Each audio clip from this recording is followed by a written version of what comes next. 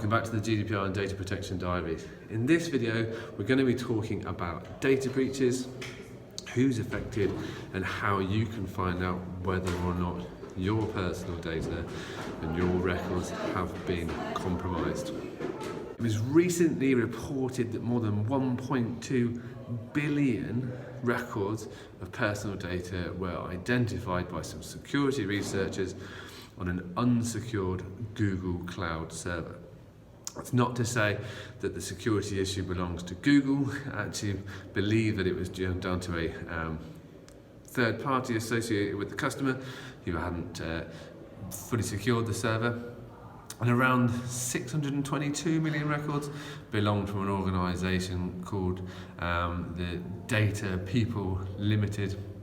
And Data People Limited are a data enrichment service who provide email addresses, names and addresses to organisations so that they can enhance their customer databases. In this video we want to talk about what that incident means, and more importantly how you as an individual can find out whether or not your records have ever been released out into the wild and whether you've ever been breached. As always, if you find this video useful, please do give us a like, give us a share, and if you've got anything to add to the conversation, please add your comments down below. So, is this breach significant? In the grand scheme of things, probably not.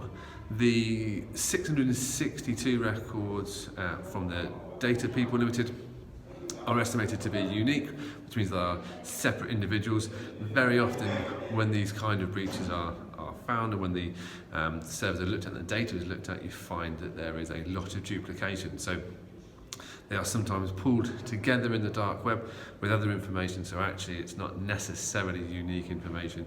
In this instance, we know that 662 records from the Data People Limited are unique email addresses. Now the hard thing here is because they're a data enrichment service, so they take data from all over the internet and lots of different sources, is working out whether or not you've been included in that breach. There are obviously a number of different ways that you can do that. There's a number of services that you can subscribe to.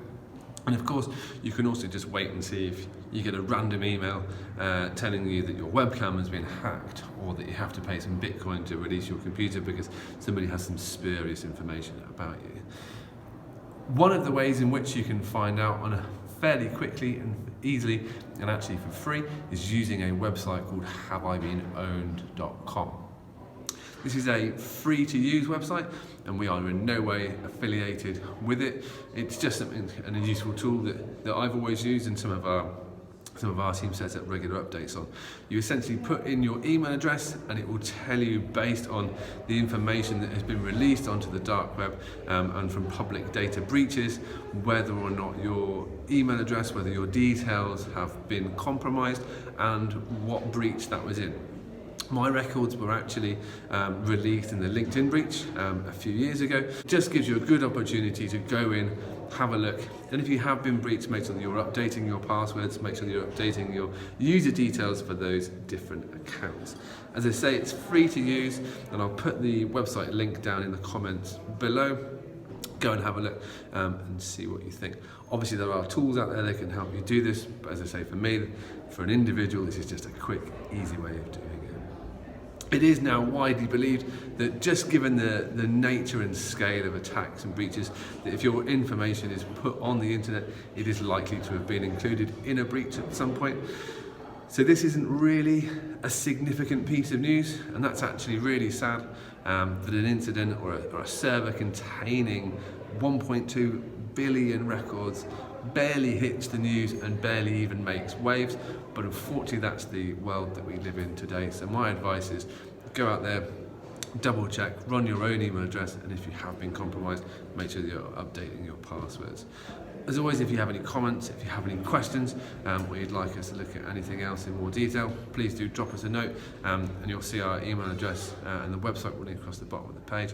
And if you have any questions, add those in the comments below, and we look forward to speaking to you again soon. Thanks so much.